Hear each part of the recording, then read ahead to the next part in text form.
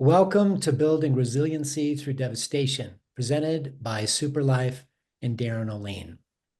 We're going to bring Darin on here in just a minute, but I want to just let you know what this program is, how this call will unfold.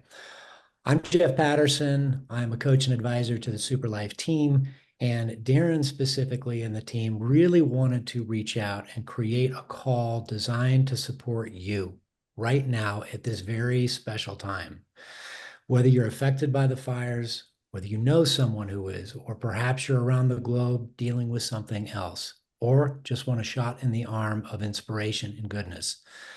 This program has been designed to have you know one thing and one thing alone. You are not alone.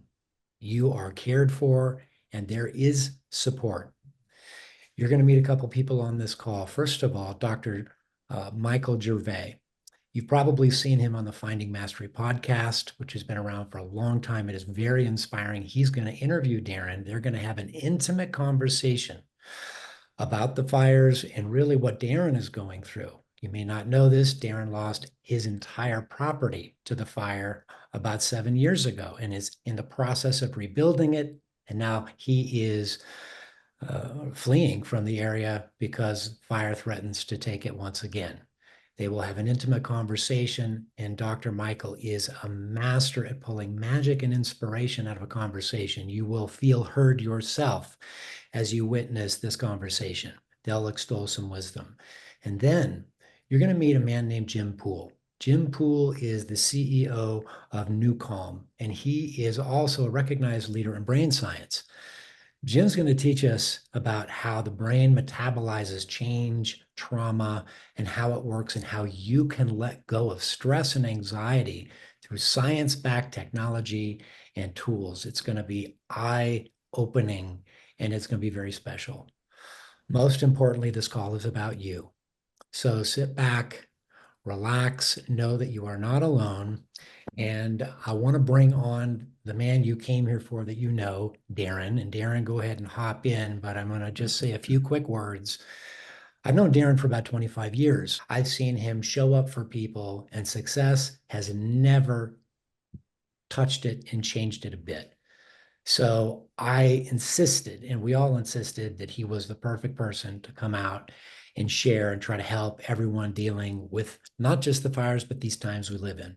So without further ado, I want to bring you in. Darin, welcome to the call. Well, thanks, Jeff. I really appreciate it. And thanks for the kind words. We're recording this currently when we're still under threat.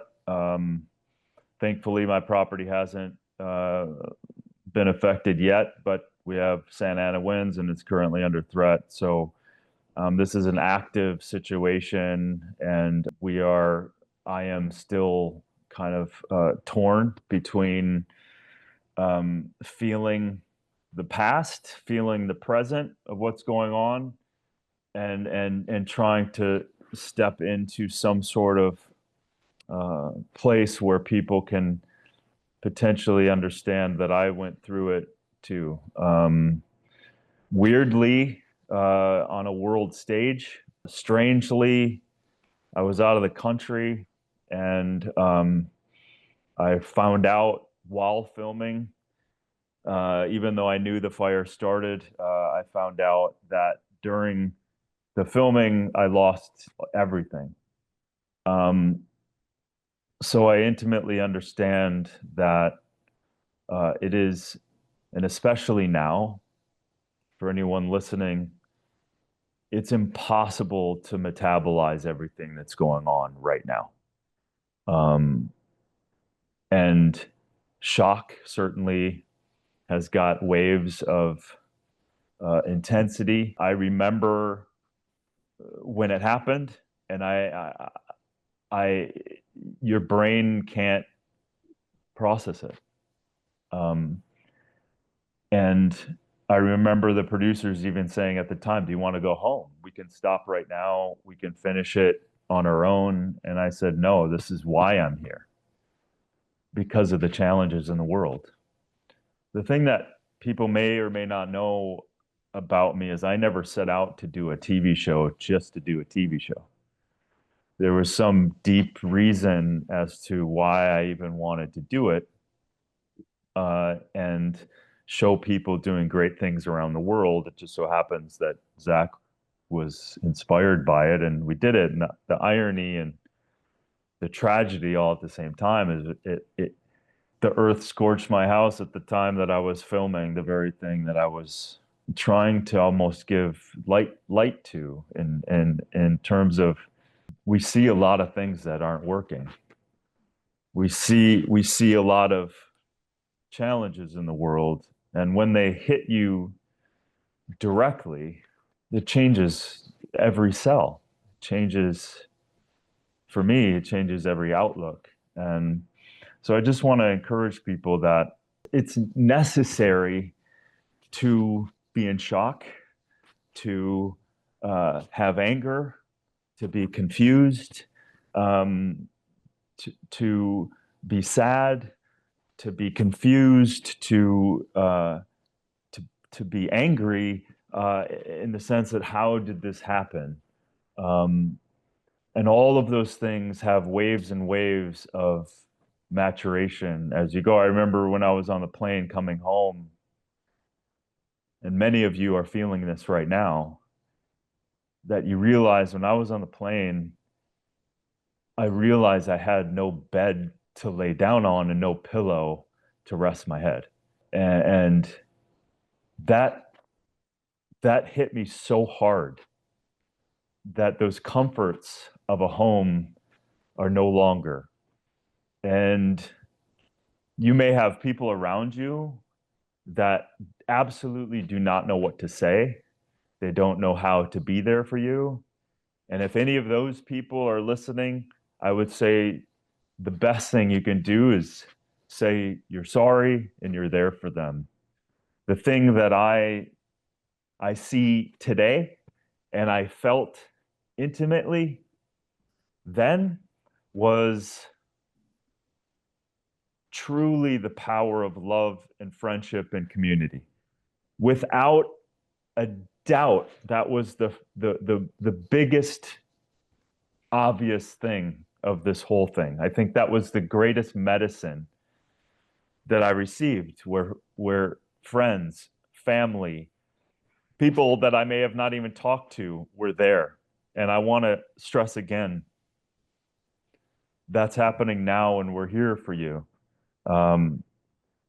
Because that is the greatest thing that I think we can share right now, is love and compassion and support.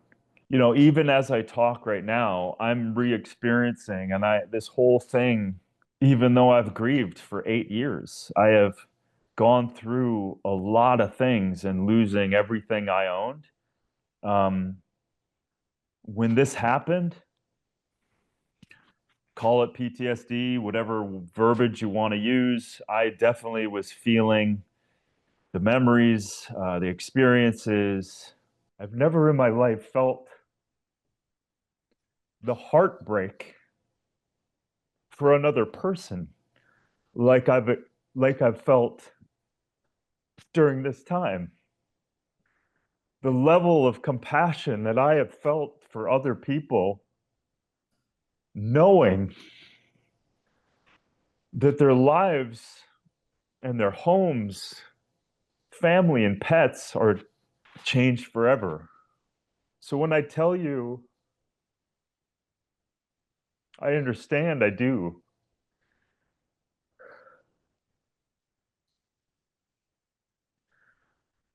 And in the process of this whole thing, I think the human spirit is so strong. And I got a bunch of messages of people saying, you need to say something, you need to share. And I was like, what the hell can I do? Which I think we all have that part in us. And I'm compelled to share anything and bring my friends here together, and many friends that are supporting us from the outside, just to let you know what Jeff said in the beginning, that we are here for you. You're not alone. And you will get through this. And yeah, so I want to bring my good friend Dr. Michael Gervais in now because I'm blanked as to how to continue to proceed. We have some exciting things that I wish I had at the time. I'm certainly using the things we'll talk about, what Jim's going to get into. But there is an important process of metabolism of this immense emotional, physical community experience that's going on right now, and I think it's although I wouldn't wish this upon anybody, um, moving through it has allowed me to be here now, to be in this place, to share with you. And you're only seeing a part of my team. The rest of the team, we are trying to do the best we can to construct another path, to reinvent a life, to look at life a little differently than maybe what is told to us in culture, so that we can have better community, have better connection, start asking ourselves questions that what do we want our life to be? How do we want to live our life? And if not now, when? So without getting too much into that, the transmutation of the pain led me to a deeper resolve into why I'm here, what I'm called to do, both raise the level of health and wellness in the world, which clearly needs to happen on so many levels, as well as create a foundation for what if we look at water, power, food, shelter? What if we look at that differently? What if we take this time to reinvent ourselves and our life? So through the 8 years and through the pain, it has gotten me to a place where I care very deeply about everything I do. To the point where when it happened, I didn't even realize that I could care more. And life has a interesting way of sharing and showing the truth. So, Michael, I'd love for you to jump in and give any insight, or we can have a chat, whatever you want to do. First, Darin, thank you for including me in this project and in your mission. And if there was gems per minute over the last, let's call it 10 minutes, the number that you just shared would be really high. And I want to start with just framing one thing. So by training, I'm classically trained as a psychologist with a specialization in high consequence, high performance environments. And environments of consequence teach us. They teach us about where the opportunities lie, where the threats exist, and the necessary skills to be able to navigate the next version of ourselves that we're working on becoming. And Darin, you started your beautifully embodied set of insights by talking about emotions. So I think that's probably the right place to ground the conversation. And the emotions that you are describing are the hardest of the emotions. So these are the emotions that are prickly, they're overwhelming, and the normal everyday experience of the emotions you just talked about, most of us, when it's not moments of crisis, try to numb them. We try to distract ourselves from them. We try to TV them away, podcast them away, whatever we're doing to be able to numb that feeling of feeling the difficult emotions. And when you're in a heavy experience, such as the LA fires, or in your community, the hundreds of other hard times that people could be going through, independent of the fires, it's met by how well you deal with the emotions at hand. And so it's a long arc. Hopefully we have as much time as we can conjure to be able to work through it, and there's no race. But what does speed up the healing process is met at the skill level of being able to navigate and work with emotions. And there's lots of ways to get better at working with emotions. So I'll pause here and just say, of all of the emotions you mentioned, which ones were hardest for you? And maybe if we can double click on that, you can share some of the insights that you learned by working through those emotions: loneliness, anger, shock, fill in the blanks. Yeah, thank you. They're all hard. They all have their own edges and curves and faces. I think the anger certainly comes up pretty quickly when you don't have answers. And I've even talked to survivors in this last one where I totally get they're looking for answers. And they're looking on social media, like, how did this happen? And they start blaming everyone. And I think that's necessary. I think that's part of the journey.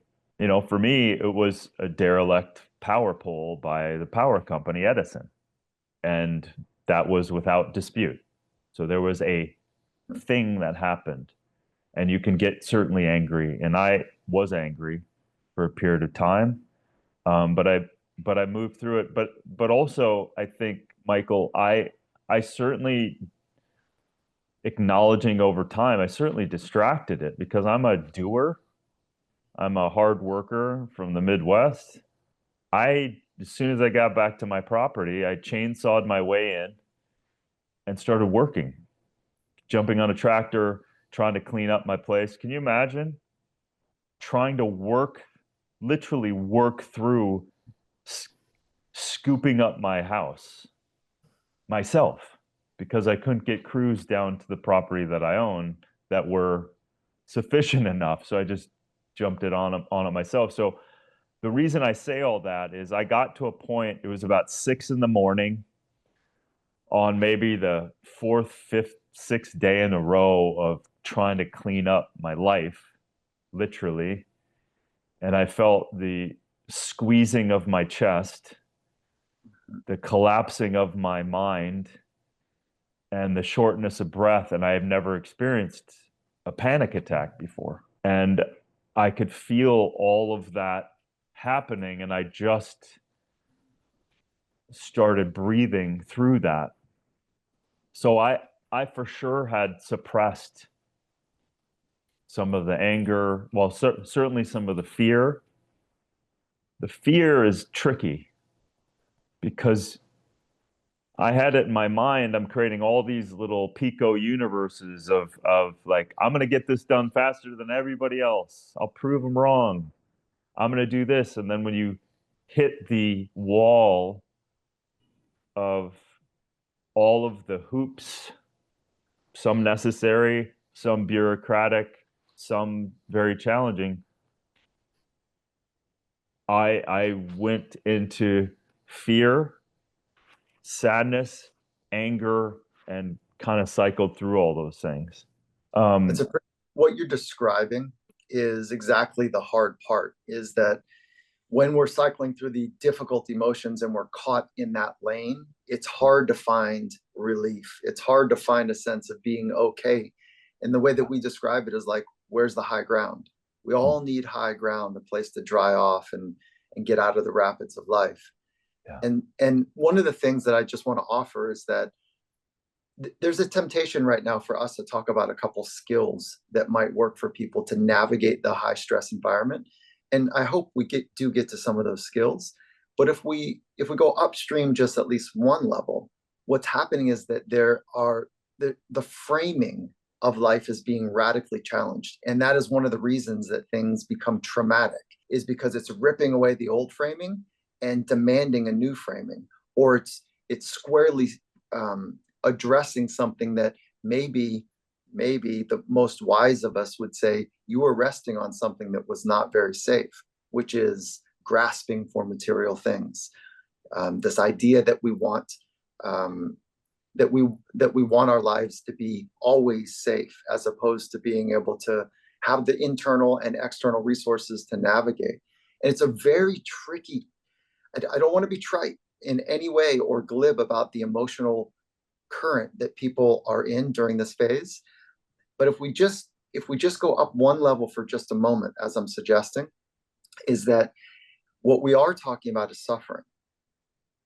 And suffering, as a simple little definition of suffering, is that it's having things that I don't want, or having something I don't want, or not having something I do want. And in this phase, there's some radical suffering that's taking place. And if you can work with the framing one level above that, which is, wait, hold on a minute. What if I'm not beholden to the things that I have or that I don't have, but I'm more connected to what you offered, my community. I'm more connected to myself. I'm more connected to purpose. That those end up being a little bit more transient, a little bit, they have more weight for people. And this is a framework shifting time for people that's often where we often get caught in the rapids of the experience, the emotional rapids. And your natural reflection was to take action, which is brilliant. It's great. It's awesome. Not everyone has that natural reflection to take action. There's two types of actions I just want to call for, and then I'm going to ask a question around them. So the two types of action, the first action is externally focused action, which is like, you grabbing a backhoe or whatever you're doing to chainsaw through, to use your hands and get involved in some way to make a difference. That's awesome. High agency. That's a technical word for feeling like you have some control and power in your life. That's a mark of somebody that wants to make a difference. The other type of action is internal based action. So the internal based action is, it's not passive.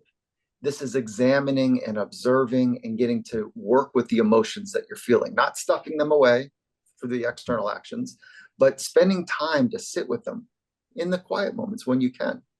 And another part of the internal set of actions is to make sure you're getting your sleep right.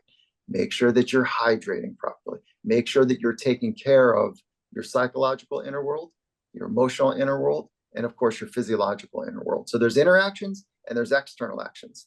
And just holding space for both of those is really important. So I'll just pause there. And as I share that framing about suffering and the framing about two types of action, I'd love to get your feedback on how you're hearing that or feeling that. Yeah, I mean, I definitely, luckily, I've had a good framework of self-reflection, meditation, journaling before. And so it's comfortable for me to sit, obviously, when we're talking, when you have a safe place, when you have the proper things around you, that writing and that sitting for me every day, every morning, was and still is very valuable. And the counter to that for me was what's required next. And I think it almost, I'd love to get your point of view on this, Michael, that it was, I have also a very strong men's group that I've been meeting for better part of 9 years. So just before the fire, a year before the fire, we come together once a week. So I've surrounded myself with pretty good community. And while I was grieving a bunch of the emotions and writing about them and trying to metabolize them, I would, not that everyone's grief, like, let's just say everyone's grief is going to have a completely different map, certainly than mine. 100% agree with you. Yeah. And it's that is a personal journey But I would start getting these pops of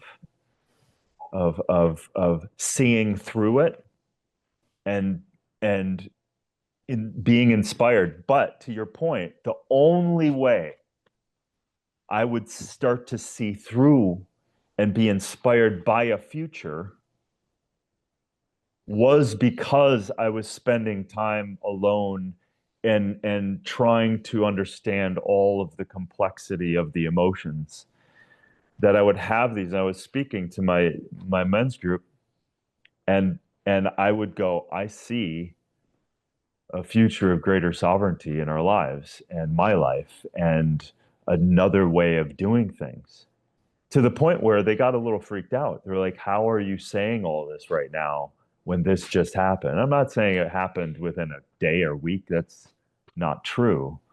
But within 30 days, I was starting to have these moments. Keep in mind, there are moments. You're not out of the clear. Grief, this is a death. This is an absolute death. And even though your home is four walls and a ceiling, it is absolutely infinitely more than that. It's a sanctuary. It's reflective of the energy of you. It's representative of aspects of you. So it is not stuff, especially the sacred stuff. My father's naval things, my mom's, fourth generation rings, like, documents of my ancestors, like all that are gone, right?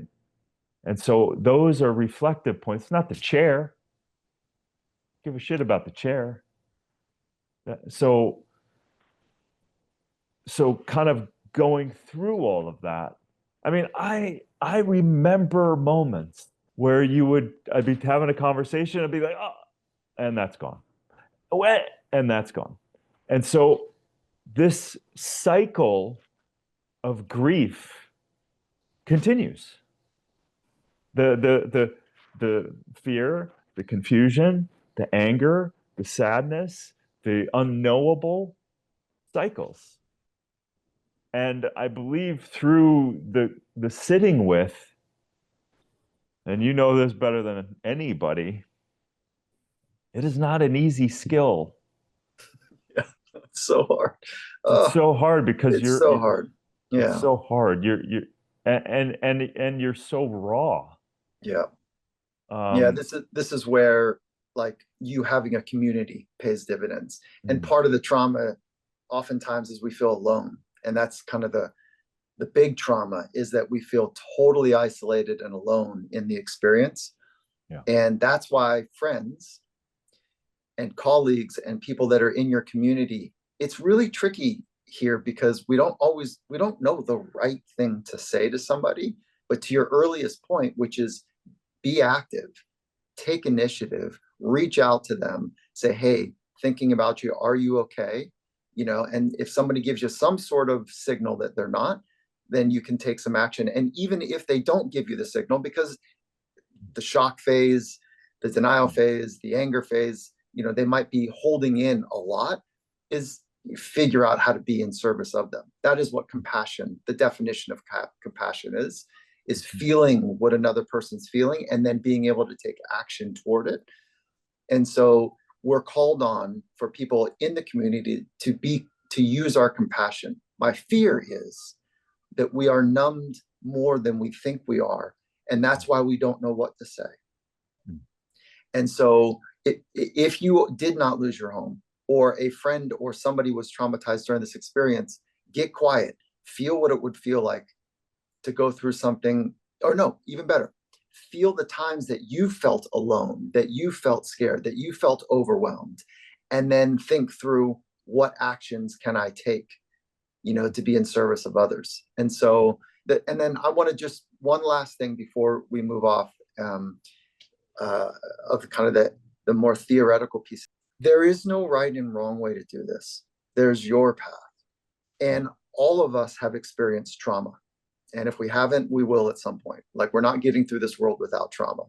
And what happens during traumatic experiences, like I mentioned earlier, it shakes our entire psychological foundation.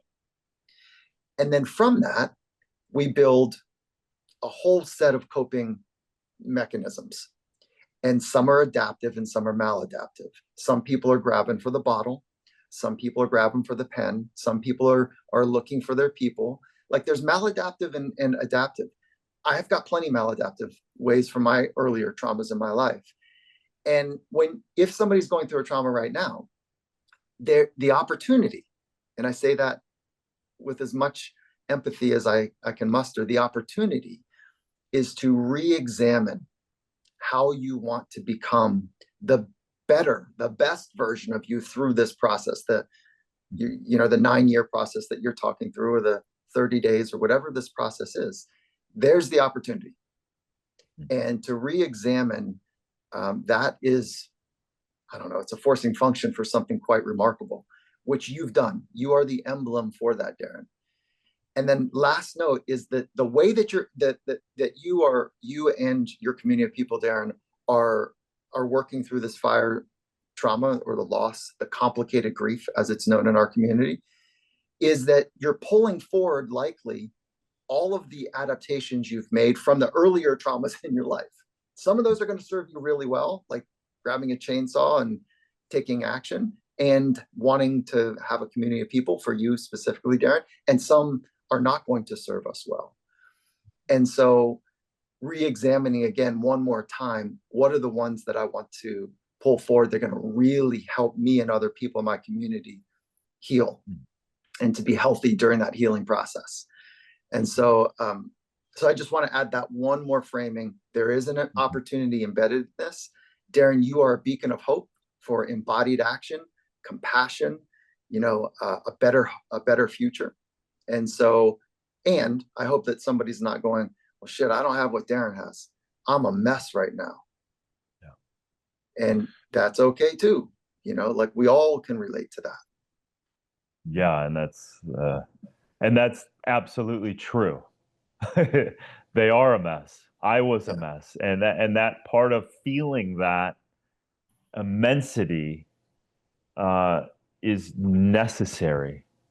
Right. And I, again, people need to find their own way, and certainly acutely, we're talking about, people are going to listen to this at any given time. Some people may be acutely just completely doing all kinds of things, and they may be wanting to clean up the streets on PCH for the next month, or getting food to the firemen and first responders, and that's all great. And at the same time, that slippery slope of distraction, i.e., I had a panic attack, having kind of like, okay, I can only kind of take action for so long when the mounting emotions came and just said, whoa, whoa, whoa, this is a timeout. And you need to literally, I pulled on past shamanic activities 20 years prior, going, oh, I remember, focus on the breath. Yeah. And so getting through that, and ultimately then receiving help from people, like, here's a guest house you can stay in. Here's some food. Here's some clothes. Like that, receive that from people from our community. And we have an outpouring of that going on in these events. So, Michael, let's go into some practical steps. I have my own ways that I figured it out, because, like you said, as much as other people have gone through it, you do feel alone. And here's one point actually that I want to make, that I saw for me, that was really seductive, and not in a good way. I really felt, I'd love to get your point of view on this. I felt culturally, and maybe it's media, maybe it's something else in the culture, I felt the seduction of being a victim. And what I mean by that is I felt the idea almost from others that you are a victim. Oh, woe is you. Oh my God. Like there was a point where it was it was almost a cascade of you're a victim. And so for me, I started to feel, and that was a very deep,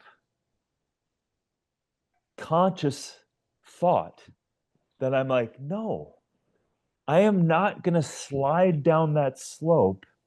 You know this with sports performance and things like that. If a person gets injured, it also plays in that. You can quickly go into, oh, I'm screwed, and then that oh yeah, you're hurt, and people around, they have no context other than, oh yeah, your career's probably over. And I felt that. I would even feel that with other people that were going through it, lost everything, and I was like, whoa, that doesn't feel right for me. I am. I love that you're bringing this up. I think that you're right on the money here. That's why I wanted to earlier I started with framing. And so the way that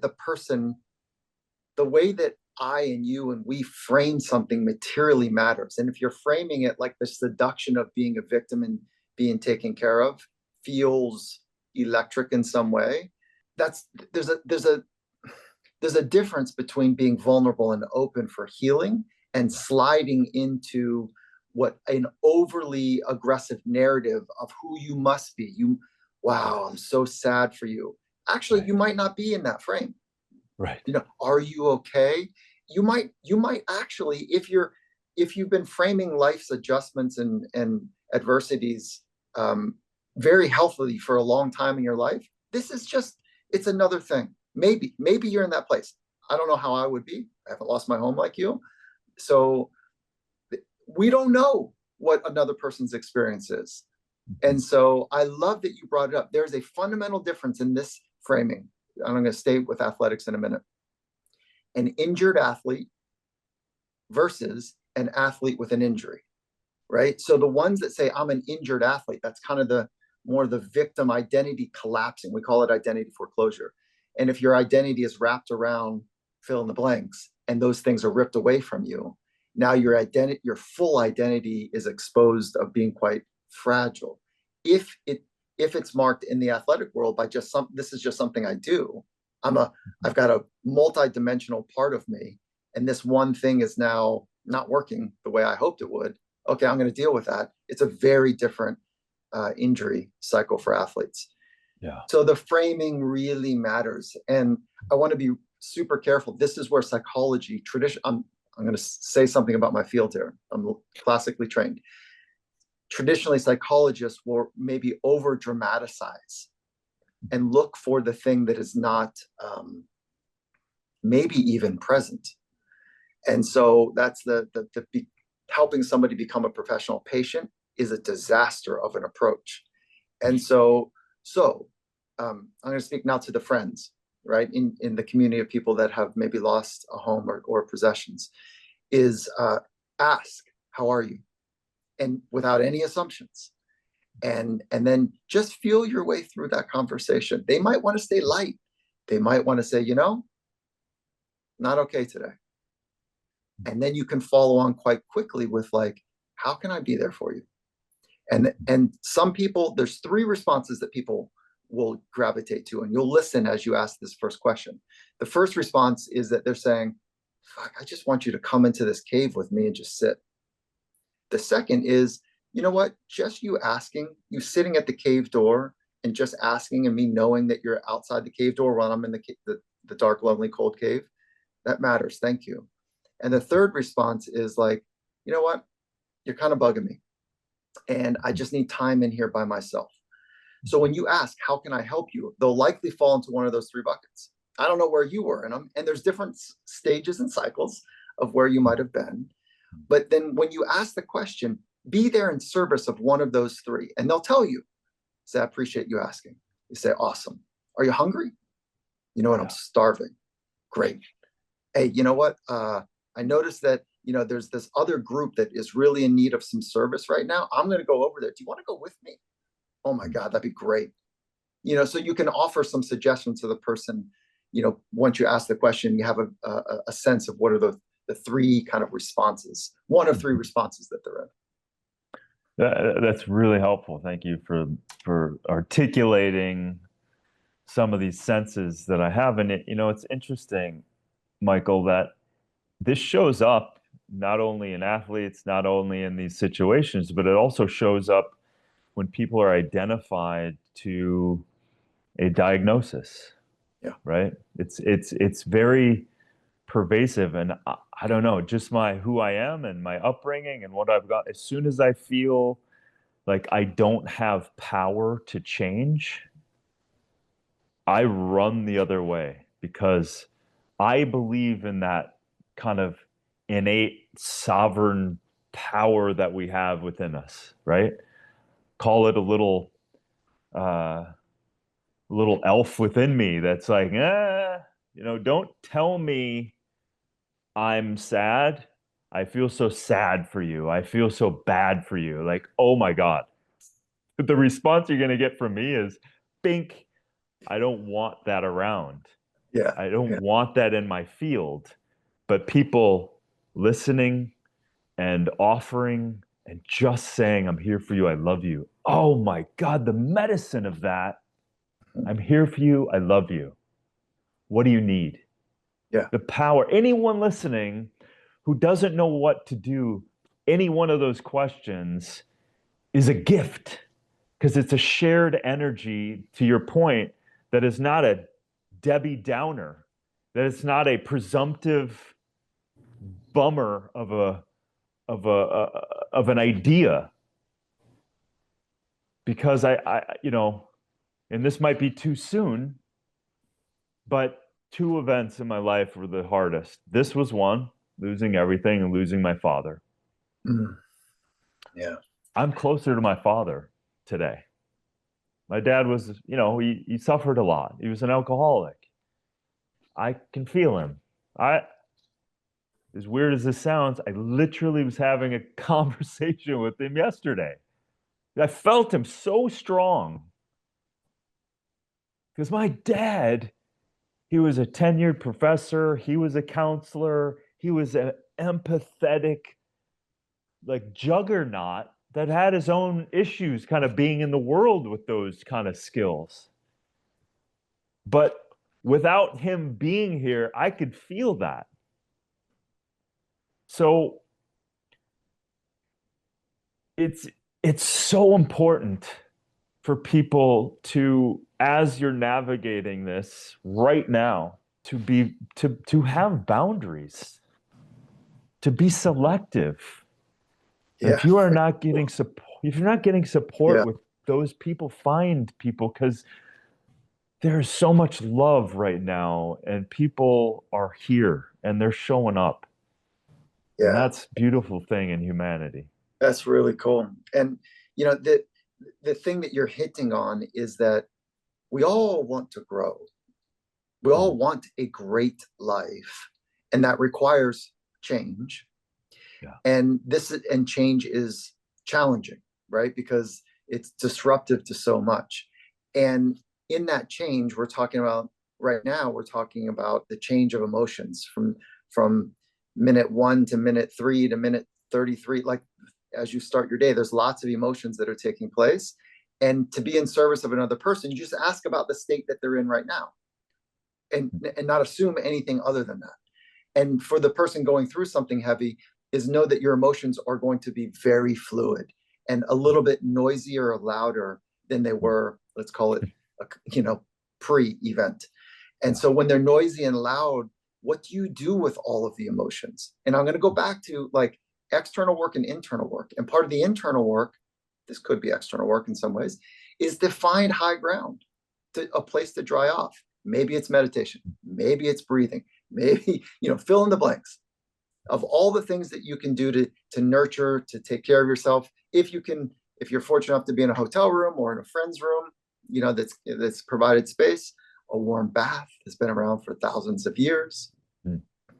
So figuring out ways to be able to take care of yourself. And one of those ways that most people are not going to talk about is to observe an emotion. Just observe it. This is taking care of the emotion. Observe it and see if you can name it. And you might want to play with the intensity of naming it. Like there's a difference between, oh, this is anger versus this is rage, or this is irritated, right? So notice the emotion, see if you can name the emotion, and then watch where the emotion wants to go in your body.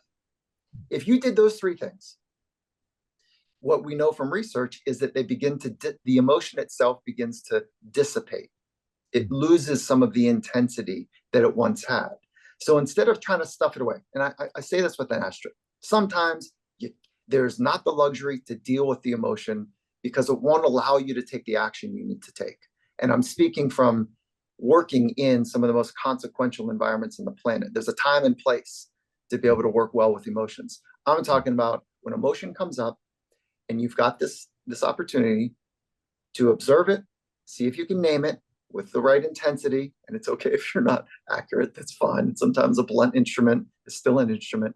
And then the third piece is to see where it goes in your body. That's an awesome practice. That is a great practice.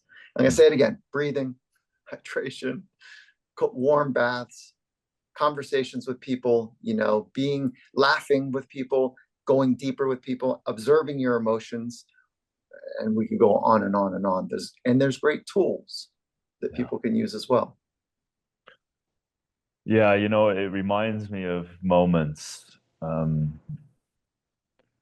There was a few, actually. Luckily, time and place and space, right? So I am surrounded by 400-year-old oak trees. There's not really a close neighbor. There was plenty of times where I screamed at the top of my lungs. Typically had to do with bureaucratic hoops that I was having to deal with, but it was still layers of the grief. It was still layers of this. So it wasn't about them. It was about this emotion. And I could even feel the justification of not stopping and feeling it and understanding it in the body. It's seductive not to do it. Yeah. It's seductive to blow it off. It's seductive to just go do the thing, to go do the next thing. And this is why it's so important, Michael. And this is why it's so necessary. It's almost against the cultural understanding and norms. Because we're talking about grief. We're talking about hell. What do we do with dying even in this culture? Nothing. Very little. We don't know how, but I believe we do. It's almost awakening this real sense of our humanity. Right. And I love that you said, because it's not some grand process that you necessarily have to hire somebody to sit down and talk to about it, and that they're going to give you some perfect plan for your grief. Moreover, it's just the understanding that when you're feeling something, allow it. I remember the greatest gift, and I used those gifts when my father died. And that was, at that time, way beyond anything I have ever dealt with in my life. And there was a magical voice that came in my head and said, just allow it all to happen. I don't know where it came from, but it never left. And I was on a plane. I was at the funeral. I fell apart. I didn't care who was around. I didn't care what they thought. If it came up, I was letting it out. And I used some of those same skills with this second largest thing in my life, losing everything. When it came up, I let it out. I gave it something. I gave it someplace to go. And I love that you said most of it, just acknowledging it, Yeah. just turning into it and say, I see you, I feel you, dissipates so much of it. But we run from this stuff. We sprint away from the uncomfortable because we just had uncomfortable to a degree that we've never understood before. We don't want to feel more pain. Right. Speak to that a little bit, because there is this whole thing of recapitulating as opposed to feeling. Do I want to recapitulate the event and potentially re-traumatize myself? Or what's a better skill that I can allow the energy to move, to your point, to maybe see some of the opportunity on the other side? Great question. There's a time and a place, to take action both externally and internally. There's a time and place, and I just want to remind everybody to really trust and listen to yourself. And I think I have a fundamental belief, out of the high regard for humans that I have, is that there's an innate, much deeper wisdom that we have within us that we don't access enough because we're distracted by it a lot. Yeah. Listen to it. And if you feel like you're compelled to talk, to try to make sense, it's probably right. If you feel like, there's all these emotions and I don't want to be re-traumatized by, fueling these emotions again, maybe this is the time to let all the emotions out. So I don't know the answer. I would say listen deeply. And this is where community shows up, because somebody's going to say, hey man, we've been talking about this thing a lot. Like, Right. And maybe there's some dark jokes or some jokes in there that is called on for a relief. I don't know the answer, but I do know that you don't have to re-examine the whole thing for years. Like, there's a time and place to examine things. Yeah. And there's new insights that are constantly going to emerge from it. And life is complicated, right? Humans are the most complex organism on the planet. Life in itself is rather complicated. And each time we go through any trauma, small t or big T trauma, we are pulling forward the former traumas. So when you go to, I don't know, let's say over 4 years, you went to 4 funerals, even over 10 years, and you went to 4 funerals, you're still grieving the first one on the 4th one. There's still another trauma, that expression that's coming forward. Great. Like, that's kind of how we work. So I want to remind people to listen and trust themselves.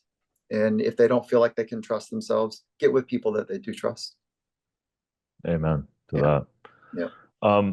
So maybe we can shift to the great Jim Poole and explain a little bit of maybe what's going on in the brain and the overwhelming step that you took, Jim. I'm just so grateful that you've been a champion of helping people, and the technology that you're going to share and your gift that you're going to provide to people to help deal with the trauma and the stress and the anxiety, and hell, even the sleep and the transmutation of some of this stuff. And the year free of this technology that I am just I just kind of I lost breath a second when you stepped up that much to step into this zone to help people. So I just want to say I'm thankful and completely grateful, and I know it's gonna help people have a little more space during this time of just utter challenge and confusion. So why don't you let us know what this technology is? And just for everyone here, I've been working with Jim on this. We've been gearing up to present it in another form, but we all, without hesitation, knew that we needed to accelerate and get this out sooner than later. So I'm just grateful for this gift that people can use. So Jim, take it away. Thank you. Thank you, Darin. Thank you, Michael. Thank you, Jeff. Fascinating to listen. Thank you for sharing your vulnerability, your storytelling, your emotion. There's a lot to unwrap. There's a lot to unpack. And thank you for everybody who's listening to this, because it means that you're actually paying attention to the process that you're in, even though it's going to be confusing and overwhelming very fast, but it's going to take time. So to start, I just want to share with everybody, something is happening to you right now. But first and foremost, survival. Okay. So if you are, we're not out of the woods yet. So if you are in a place where they're saying, hey, you need to evacuate, you're in danger, survival is paramount. And I think we're going to be here for, unfortunately, several more days, if not longer. From there,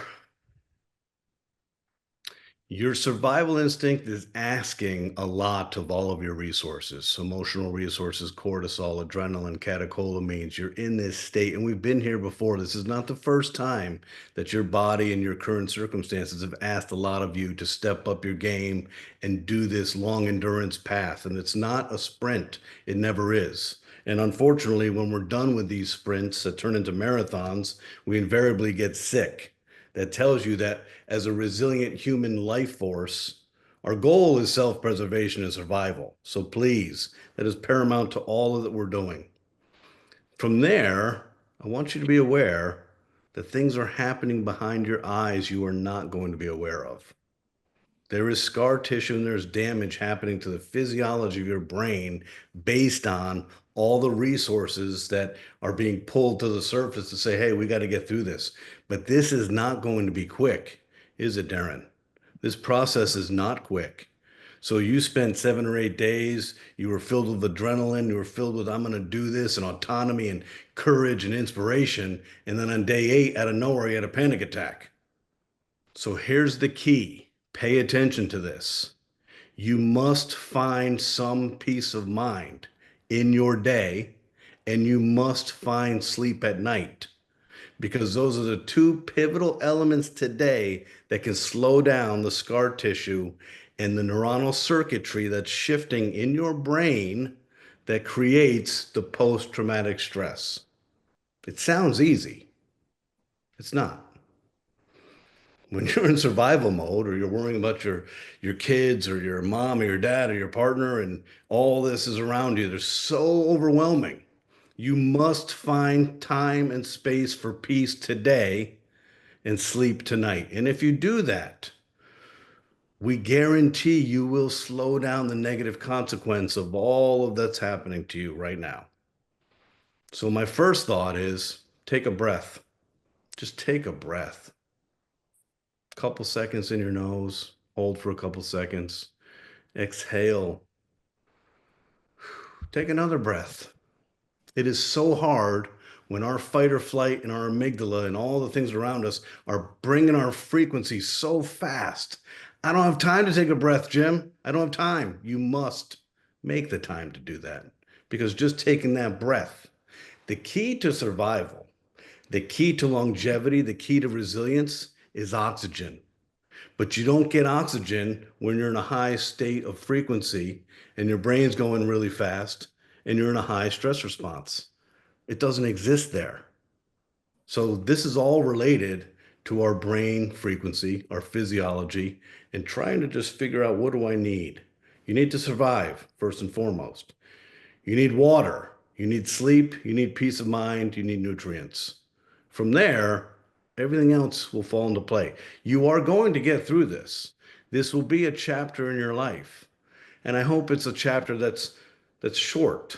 I hope you can resolve this and rebuild and restructure in a fast amount of time. But again, as Michael alluded to, This is an opportunity to get rid of some of our negative programming, some of the obstructive pieces that have been in play because we are creatures of habit, and to start anew and to have that inspiration. So Darin's seeing his group of men, and 30 days after this, he's talking about inspirational pieces that they never even heard him talk about before. NuCalm is technology. It's technology that mimics the physiological benefit of meditating like a monk. It mimics the physiological benefit of being a yoga master. It does this through technology. Our company is 35 years old. We've been doing this for a long time. We have served millions of people for more than 15 years. We use physics and math in a software. We use the software, we put music on top of it. You put headphones on, we use your ears as a carrier to present your brain with a signal. Your brain synchronizes to that signal, and we have the capacity and capability of slowing down your brainwave function. I'm not a yogi. I'm 6 feet, 220 pounds. No one wants to see me in Lululemon yoga pants. And I'm not a Tai Chi guy. Like Darin, I'm a martial artist. If I'm not going to kick you in the face, I'm not going to do slow movements. It's just not my jam. I can't tell you how powerful this is going to be for you because you have no idea the amount of stress you're normalizing. Every day is compounding on the day prior. And you start to normalize this, like this is my norm. No, it's not your norm. This is breaking you down. You need sleep, you need peace of mind, you need rest, you need hydration to endure what you're going to endure. So if you want to talk about a resilience factor, the resilience factor is dependent upon nutrition, hydration, and sleep. Now, Darin mentioned a gift. Super Life is the genesis of Darin's, literally the accumulation of his life's work into this incredible opportunity for us to bring the best and the brightest of technology and tips and education so that you can live your super life. Our gift to you is 1 year free of NuCalm's top subscription. Okay? 1 year. 1 year every single day. Deep sleep's the easiest. It's the most popular in the world. 1,300,000 minutes are listened to every day around the world. Humans demand easy. Well, you got a speaker in your bedroom, you press start. It doesn't get much easier than that. But I'm telling you right now, if you really want to give yourself the gift of restorative healing and put yourself in the optimal position to get through this in the best way possible, there's no fast way, there's no silver bullet. Do rescue every single day because rescue is the only patented solution in the entire world, clinically proven to solve your stress in your midbrain where it starts. Solve it. This isn't a Band-Aid. It's not a baby aspirin. This is a solution. So how do you get access to this? We want to make this very easy for you. We understand there's a lot more complicated things happening right now, like survival. We understand that your brain can only absorb so many decisions per day. So we're not even going to ask you to go to the App Store and download this and put this code in. This is really simple. You want access to 1 year free of NuCalm subscription, a mobile app. Simply send an email with your name and the email address you want associated with your account. Send us an email. Within 24 hours, you will have access to NuCalm. You will be part of the NuCalm family, joining an illustrious group of the elite DoD, elite military operators, the veteran community, the DOJ, the FBI, professional athletes, pilots, doctors, cancer patients, celebrities, business leaders, you name it, you're joining our family. It's a tool to help you regulate your stress and improve your sleep without drugs. Okay? And we do this by delivering science through sound, using your ears as a safe, comfortable way to carry a signal. So this is our gift in the time of crisis. Unfortunately for us, this isn't the first crisis we've been afforded to the opportunity to help folks. We're used to this. What I love most about NuCalm is its predictability. It will not judge you. It will see you in your best time. It'll see you in your worst time. It's simply a tool to facilitate your ability to allow your body the opportunity to heal, to have the perseverance, the courage, the longevity. I know that there are going to be times when you feel like you're in this by yourself. And this couldn't be further from the truth. And I think it's a ruse or some type of weird irony. But we humans have a connective tissue. It's called we're human. 8.4 billion people today and billions of people before us. What do we have in common? We have a brain. We have an amygdala. We have a forehead and a prefrontal cortex. We have a hippocampus and a memory center. What's interesting is that today's stress response is unique to you, as it is to me, as it is to Michael and Jeff and Darin. But the physiological impact is the same thing in your brain. We are the same, folks. We are in this human condition together. So the times that you do feel alone, take that breath and reach out your hand for help, because we may not have had our homes burned by a fire, but we've all had trauma. And every single person on earth has suffered loss. And in loss, we know what we're going to go through. We're going to go through denial. We're going to go through anger. We're going to go through bargaining. We're going to go through depression. We're going to go through acceptance. We're here together. So I think the best thing that I can share with you today is take a breath, reach out your hand for help. Nobody's perfect, and we're not asking for perfect. We just want to help. We want to serve you in this time of crisis, because Darin knows better than us. This isn't a sprint. This is going to be a long haul. And so we need to support you, and you need to receive our support. And our NuCalm gift to you is simply a tool to help facilitate this path for you. So I appreciate this opportunity to share, and I appreciate the opportunity to care. And part of our currency as a neuroscience company, we're a left brain science company, but we have a huge heart and we always seem to do the right thing when no one's looking. Our currency is a reward of taking care of people who have the quietest voice and the biggest need. That's who we are. And so that's what we're here to do. So thank you. Oh man, thanks, Jim. Eternally grateful for that explanation and your gift to everyone. Any closing remarks here, Michael? Closing remarks. I mean, I was waiting for you to button it up here for us. With I your can deep button it. insight. Yeah, Yeah, no. not you don't have to close. Any remarks? Yeah. No, the interplay between psychology, physiology, and community are really important. And so we didn't get too technical on the parasympathetic, sympathetic, but the high ground and the fight or flight bit is exactly what Jim is speaking to. And the knowing how to toggle between the two, whether it's with his technology and or ancient traditions, or psychological principles like meditation, whatever it might be. That I love the idea that Jim made it super simple, which is take a breath and reach out your hand. That's really cool. So thank you for letting me be part of it. Yeah, man, thank you. Yeah. Jeff, anything you want to share? Just incredible, each of you. Thank you for being so wise and authentic. There's only one thought.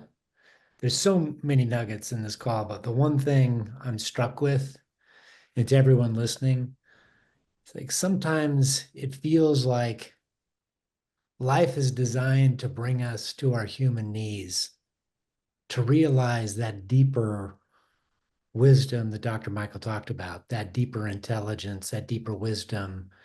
Sometimes it just feels like we're almost being forced to peel away the stuff that we think we can control to wake up that part of us. And I know that we need each other in that process. So wherever anyone is tonight, I just hope everyone, or today, or whenever you're listening, that you are not alone.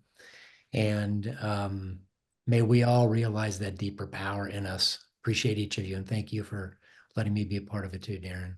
Yeah, thanks, guys. Well, I just have to say I'm grateful for you guys coming together and contributing so that this can pleomorphically help affect and curb some of the pain and trauma and stress and anxiety that's currently going on and potentially contribute to less of it, and allow more space to happen so that the next right action can be a little more clear with a little less struggle.